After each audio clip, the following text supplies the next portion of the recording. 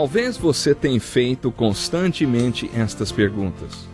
Onde posso encontrar refúgio num mundo cheio de conflitos? Ou, como e onde posso encontrar força para vencer nesse mundo que oferece tantas derrotas? Acompanhe agora com o pastor Edson Bruno mais um programa Encontro com a Palavra.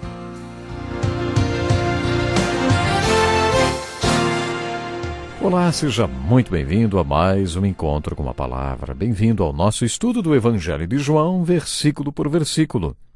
Depois de 8 programas estudando o capítulo 17, hoje iniciaremos o estudo do capítulo 18.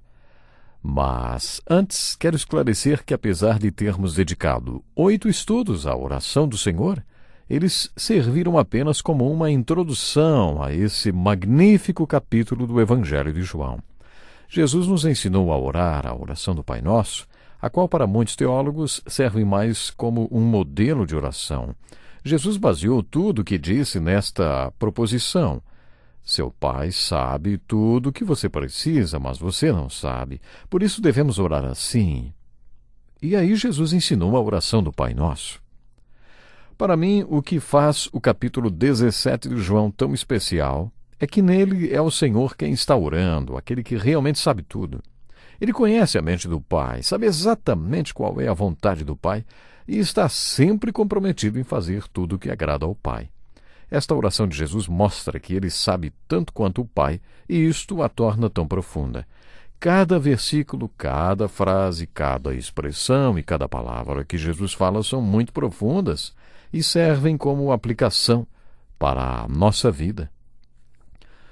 Um grande teólogo que viveu e exerceu seu ministério 100 anos atrás disse que a oração que Jesus fez pelos 11 apóstolos e por sua igreja poderia ser resumida assim: Pai, derrama sobre eles todas as bênçãos que eles puderem receber. Faça-os conhecer toda a sua plenitude dentro daquilo que eles puderem compreender. Deixe-os experimentar toda a alegria que o Espírito Santo tem para lhes dar. E dê a eles, Senhor, a medida possível para toda criatura que vive em união com o Filho do teu amor, da tua força, do teu amor, da tua justiça. Acho que este resumo passa muito bem a ideia desta oração. Este teólogo foi Marcus Rainsford, que escreveu um livro da espessura de uma Bíblia sobre o capítulo 17 de João. Eu recomendo a leitura deste livro. Vou repetir, o autor é Marcus Rainsford. Como último comentário sobre esta oração, ele escreveu que a oração que Jesus fez pelos seus poderia ser assim interpretada: Pai, tudo que o poder de criação puder operar, tudo que o poder providencial pode operar, tudo que o poder regenerador puder operar, tudo que o poder da ressurreição puder operar, tudo que o poder da glória de Deus puder operar, opera neles. Esta foi a interpretação que Marcus Rainsford fez da oração que Jesus fez pelos seus discípulos no capítulo 17 de João. Agora vamos continuar o estudo do Evangelho de João, enfocando o capítulo 18. Daqui por diante, este livro é repleto de narrativas e por isso seremos mais rápidos. Não vamos gastar 8 programas com o capítulo 18 de João e depois com o 19, 20 e 21. Seremos breves, porque esta parte é muito narrativa e tem a ver com aquela hora a que Jesus se referiu na primeira parte da oração de João 17, quando ele disse: Pai, chegou a hora. E também no capítulo 12, lembram quando Jesus falou: chegou a hora de ser glorificado o Filho do Homem.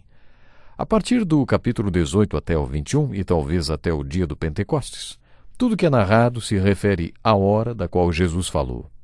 Esta narrativa mostra o cumprimento desta hora e por isso é muito, muito importante.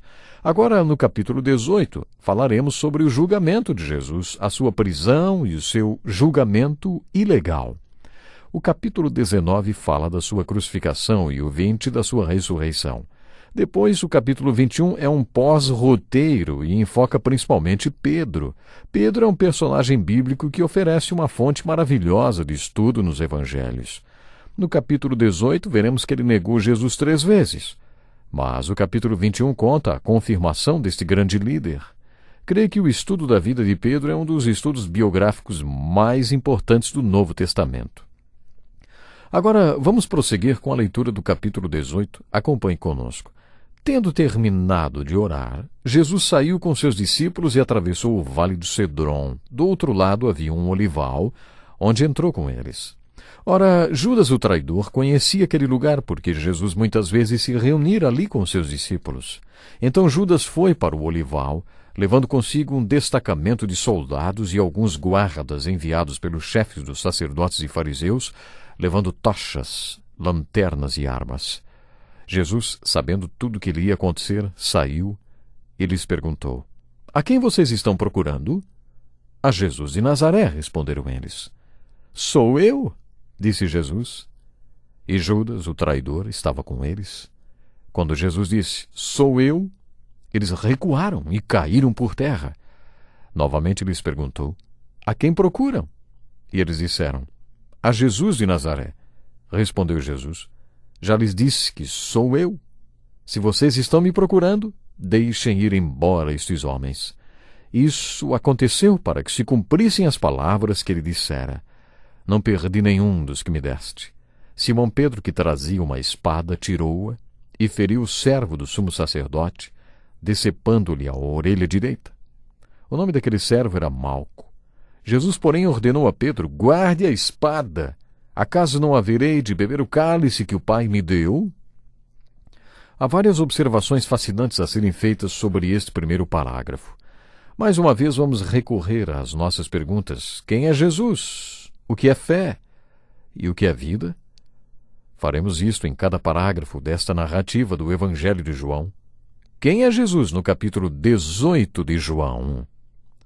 A preocupação maior de João ao relatar todos estes eventos sobre Jesus era apresentar para nós que Jesus é o único Filho de Deus enviado ao mundo para morrer na cruz pelos pecados do mundo, para que todo aquele que nele crer não se perca, mas tenha vida eterna.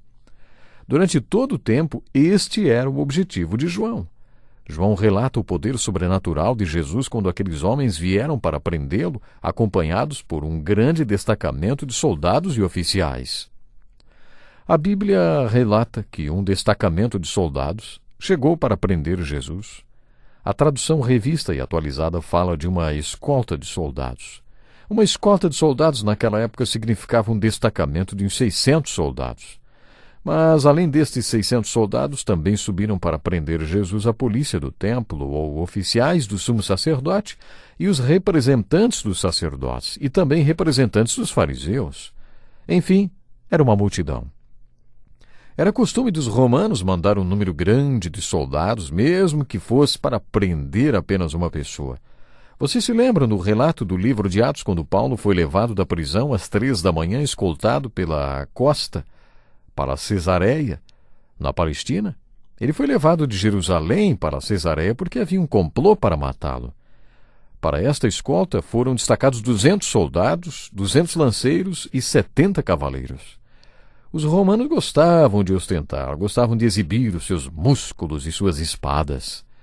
Hoje exibem-se mísseis, não é mesmo? Por causa desta tradição romana e do relato bíblico, podemos concluir que foi enviado um grande destacamento para prender Jesus. Podia não ser uma escolta completa.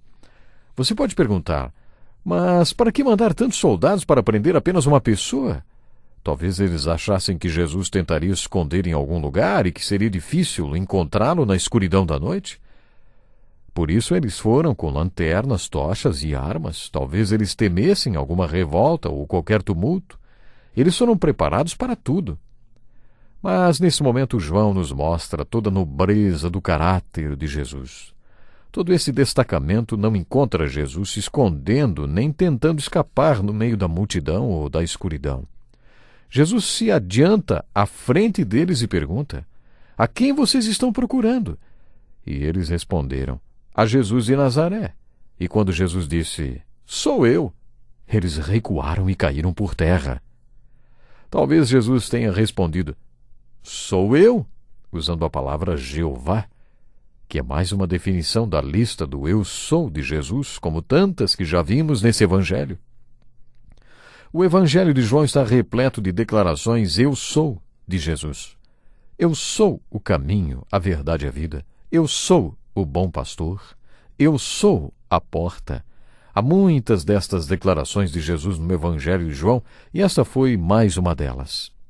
Parece que no momento em que Jesus pronunciou as palavras "sou eu" ou "Yahvé", o milagre aconteceu, e os soldados caíram ao chão. João nos passa que Jesus não foi levado, julgado e crucificado porque foi vencido por forças superiores.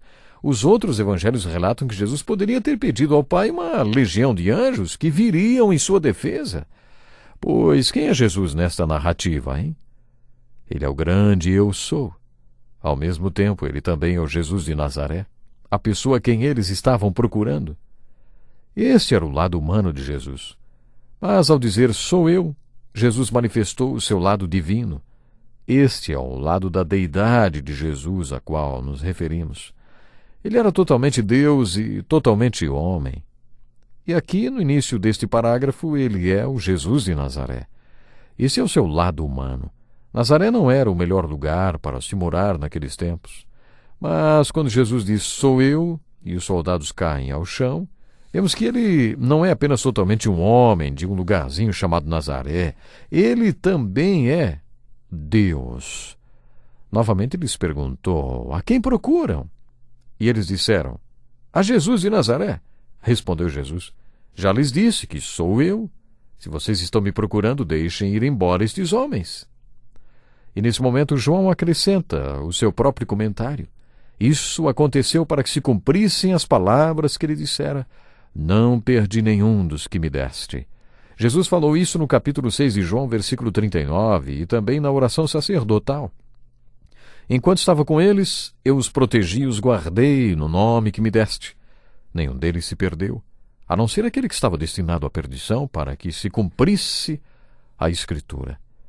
Isto se refere principalmente à salvação espiritual, mas aqui Jesus está se referindo também à preservação física. Jesus não queria que eles sofressem. Este é um cálice que ele queria tomar e que não queria que eles tomassem também. Por isso Jesus queria que eles saíssem. Infelizmente, o nosso tempo já está acabando. Nós temos que interromper o nosso estudo no ponto mais alto desta passagem. Mas nós vamos continuar no próximo encontro com a palavra. Você é meu convidado especial. Prepare-se, esteja comigo e juntos vamos crescer um pouco mais espiritualmente. Deus lhe abençoe e até o próximo programa. Que lição importantíssima. Obrigado, Pastor Edson Bruno. Prezado ouvinte, coloque em prática o que você ouviu aqui. Sem dúvida, sua vida será grandemente abençoada. Este é um estudo escrito pelo Dr. Dick Woodward, na voz do Pastor Edson Bruno. Escreva-nos e solicite o material. Nosso endereço é Encontro com a Palavra, Caixa Postal 2011, CEP 89201-970, Joinville, Santa Catarina. Até o nosso próximo encontro com a Palavra.